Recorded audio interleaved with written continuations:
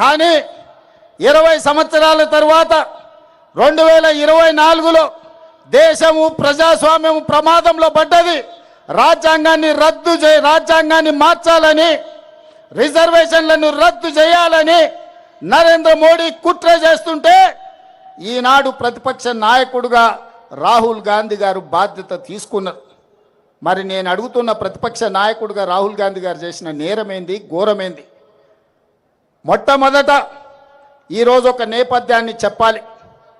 CBSE 10th inter పరీక్షా పత్రాలు గతంలో పేపర్లు దిద్దే విషయంలో జరిగిన అవకతవకలు, కుంభకోణాలకు 2019లో ఇక్కడ ఇంటర్మీడియట్ పరీక్షలు దిద్దిన గ్లోబరీనా సంస్థ, కేటీఆర్ బినామీ సంస్థ ఈడ ఇంటర్మీడియట్ 2019 పరీక్ష ఫలితాలలో అవకతవకలకు పాల్పడితే 27 మంది విద్యార్థులు ఆనాడు తెలంగాణలో ఆత్మహత్యలు చేసుకున్నారు.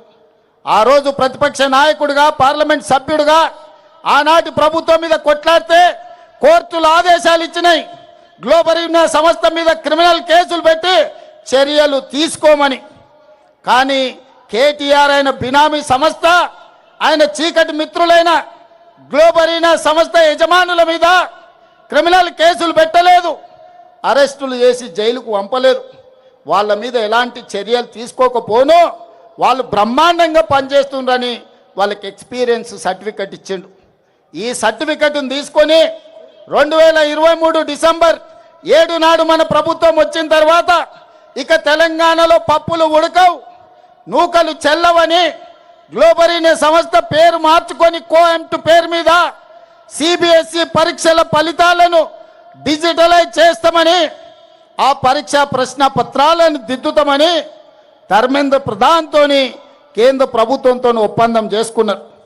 ఆ టెండర్లో కేవలం వాళ్ళకు సరిపోయే విధంగా, గ్లోబరీనా సంస్థకు సరిపోయే విధంగా నియమ నిబంధనలు పెట్టి సిబిఎస్ఈ పరీక్షలను దిద్దే కాంట్రాక్టు తీసుకొని అందులో అవకతవకలకు పాల్పడితే లక్షలాది మంది విద్యార్థుల భవిష్యత్తు గందరగోళమైతే పరీక్షా పత్రాలను దిద్దింది రద్దు చేసి సిబిఎస్ఈ మళ్ళీ పరీక్షా పత్రాలను మళ్ళీ దిద్దాల్సిన పరిస్థితి. దాంతో చాలామంది విద్యార్థులు ఆత్మహత్యలు చేసుకున్నారు. ఆనాడు బీఆర్ఎస్ ప్రభుత్వంలో ఇంటర్మీడియట్ విద్యార్థుల జీవితాలతో చెలగాడమాడిన గ్లోబరీనా సంస్థ మీద క్రిమినల్ కేసులు పెట్టి అరెస్టులు చేసి జైలుకు పంపకపోవడం వల్ల కేటీఆర్ బినామీ సంస్థ అయిన గ్లోబరీనా కేంద్ర ప్రభుత్వంలో సిబిఎస్ఈ ప్రశ్న పత్రాలను, పరీక్షలను తమ అవినీతికి వాడుకున్నారు. ఇదే కేటీఆర్ ఢిల్లీ బీజేపీలతో మాట్లాడి వాళ్లకు కాంట్రాక్టులు ఇప్పించడు. ఆ విధంగా సిబిఎస్ఈ పరీక్షలు, ప్రశ్న పత్రాలను కుంభకోణాలకు పాల్పడ్డప్పుడు ఈ కోఆంట్ సంస్థను మీరు అరెస్టు చేయకపోవడము, కేంద్ర ప్రభుత్వం చర్యలు తీసుకోకపోవడం వల్ల నీట్ పరీక్షల్ని నిర్వహించే వాళ్ళకు కూడా ధైర్యం వచ్చింది, దొంగతనం చేయాలన్న ఆలోచన వచ్చింది. జాతీయ స్థాయిలో నిర్వహించే నీట్ పరీక్షల్లో ప్రశ్న పత్రాలను బజార్లో పల్లి బఠానీలలా అమ్ముకున్నారు. రాజస్థాన్ కోటాలో, మధ్యప్రదేశ్లో, వివిధ ప్రాంతాలలో బీజేపీ ప్రభుత్వం ఉన్న రాష్ట్రాలలో నీట్ పరీక్షల ప్రశ్న పత్రాలను తెగ నమ్ముకొని కోట్ల రూపాయలు సంపాదించుకున్నారు.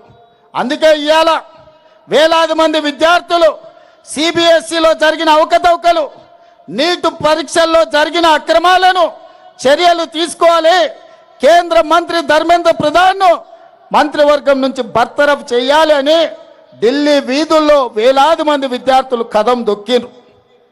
తప్పు జరిగిన కేంద్ర ప్రభుత్వం, ప్రధానమంత్రి నరేంద్ర మోడీ ఈ దేశ ప్రజలకు క్షమాపణ చెప్పి ధర్మేంద్ర ప్రధాన్ను బర్తరఫ్ చేయాల్సింది వదిలేసి నిరసన తెలుపుతున్న వేలాది మంది విద్యార్థుల మీద లాఠీ చార్జ్ చేసి బాష్పవాయువు గోళాలను ప్రయోగించడు, తుపాకీ తూటాలను పేల్చాడు, వందలాది మంది విద్యార్థులను గాయపరిచాడు, తలకాయలు బగులగొట్టిండు, చేతులు విరగ్గొట్టిండు.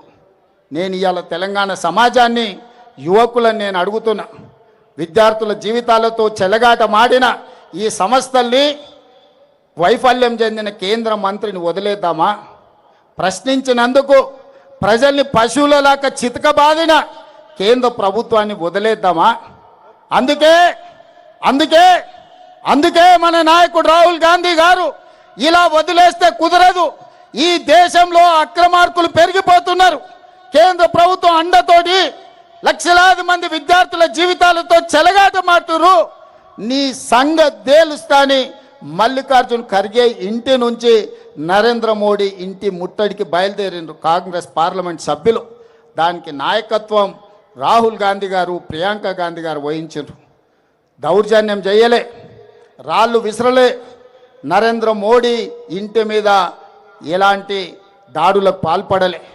శాంతియుతంగా మహాత్మా గాంధీ వారసులుగా, ఈ దేశానికి ప్రాణాలు ఇచ్చిన మహాత్మా గాంధీ స్ఫూర్తిగా, ఈ దేశం కోసం అమరులైన ఇందిరాగాంధీ స్ఫూర్తిగా, ఈ దేశం కోసం చివరి రక్తపట్టు దారబోసిన రాజీవ్ గాంధీ స్ఫూర్తిగా ప్రశాంతంగా మోడీ ఇంటి ముందు రోడ్డు మీద కూర్చొని నిరసన తెలుపుతున్న రాహుల్ గాంధీ గారిని, ప్రియాంక గాంధీ గారిని పోలీసులను పెట్టి కొట్టించి రక్తం చిందేలా గాయపరిచి రోడ్డు మీద బరబరా ఈడ్చుకుంటూ పోయినరు. మరి యువకులారా, మన అందరం చూసుకుంటూ కూర్చుందామా? నరేంద్ర మోడీని శిక్షిద్దామా? ఒక్కసారి ఆలోచన చేయండి.